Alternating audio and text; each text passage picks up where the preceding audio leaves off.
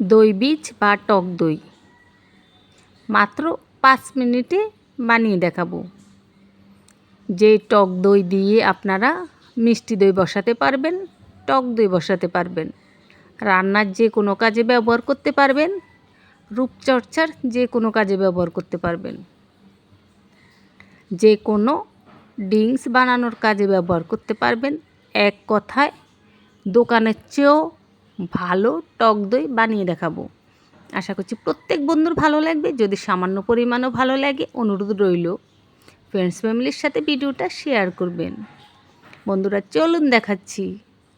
প্রথমে আমি কুসুম কুসুম গরম 1/4 কাপ পানি নিয়ে নিচ্ছি 1/4 কাপ গুঁড়ো দুধ। যে কোনো ব্র্যান্ডেরটা নিতে পারবেন, আমি ডিপ্লোমা ব্র্যান্ডেরটা খাই সেটাই নিচ্ছি। কুসুম কুসুম পানির সাথে গুঁড়ো দুধ মিশালে এটা তাড়াতাড়ি মিশে যায়। আচ্ছা দেখুন, একটা চামচ দিয়ে নাড়াচাড়া করে খুব ভালো করে আমি মিশিয়ে নিচ্ছি। এমনভাবে মেশাতে হবে যাতে করে গুঁড়ো দুধের জমাট বেঁধে না থাকে। তো মেশানো শেষ। এবার দুধটাকে ভালো করে ঠান্ডা করে নিতে হবে। এই দেখুন একদম ঠান্ডা করে নিচ্ছি, কোনো প্রকার গরম নেই, কুসুম গরম নেই, একদম ঠান্ডা।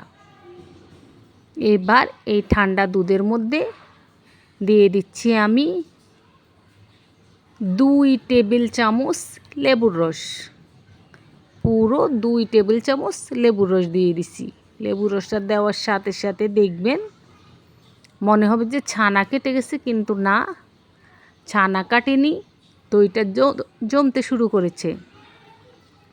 তা আমি ভালো করে নেড়ে এভাবে ঢাকনা দিয়ে ঢেকে ঘড়ি ধরে পাক্কা 5 মিনিট রেখে দিছি ঘরের গরম স্থানে। মনে রাখবেন গরম স্থানে রাখতে হবে। 5 মিনিট পরে দেখুন এই তো দইটা জমে গেছে। আর যদি আপনি 1 ঘন্টা 1.5 ঘন্টা 2-4 ঘন্টা রাখেন, আরও ভালো করে শক্তপোক্ত হয়ে জমে যাবে। আর এভাবেই সহজভাবে বানিয়ে নিন দই বীজ বা টক দই। এবার বন্ধুরা এই দইটা দিয়ে আপনারা মিষ্টি দই বসাতে পারবেন, চাইলে টক দই বসাতে পারবেন।